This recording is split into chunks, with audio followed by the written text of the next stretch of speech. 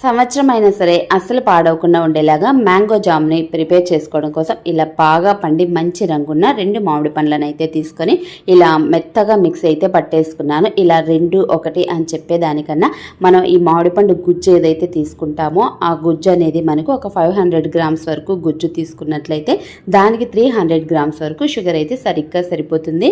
ఇంకా మీ టేస్ట్ తగ్గట్టుగా ఎక్కువ తక్కువ అయితే చేసేసుకోవచ్చు. రెండింటిని ఒకేసారి వేసి స్టవ్ పైన ఉంచేసి షుగర్ అంతా మెల్ట్ అయిపోయిన తర్వాత ఇలా ఉడకడం స్టార్ట్ అవుతూ ఉన్నప్పుడు ఒక హాఫ్ చెక్క నిమ్మరసాన్ని అయితే ఇక్కడ వేసాను నేను.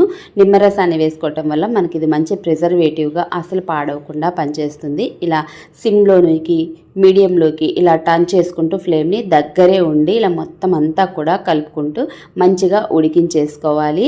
మనం హై ఫ్లేమ్లో అసలు ఉంచకూడదు. హై ఫ్లేమ్లో ఉంచితే మనకు త్వరగా ఉడుకుతుందేమో కానీ కాస్త అడుగంటి మనకు స్మెల్ అయితే వస్తుంది. అందుకనేసి మీడియం టు సిమ్ టు మీడియాన్ని చేంజ్ చేసుకుంటూ ఇలా చక్కగా అయితే ఉడికించేసుకోవాలి. ఇలా జామ్ కన్సిస్టెన్సీ వచ్చిన తర్వాత ఫ్లేమ్ని కట్టేసుకోవటమే. మనకి ఇది చల్లారిన తర్వాత ఇంకొంచెం గట్టిగా అవుతుంది. మనం ఫ్రిడ్జ్లో స్టోర్ చేసుకున్నట్టయితే ఇంకాస్త గట్టి పడుతుంది. సో ఈ కన్సిస్టెన్సీ మనకు సరిగ్గా సరిపోతుంది. దీన్ని ఒక గ్లాస్ జార్లో వేసేసుకొని ఫ్రిడ్జ్లో స్టోర్ చేసుకుంటే సంవత్సరం వరకు కూడా మనకు అస్సలు పాడవకుండా ఉంటుంది. బయట కొనే జాముల కన్నా ఇది చాలా హెల్దీ కదా. నచ్చినట్లయితే don't forget to like, share and subscribe.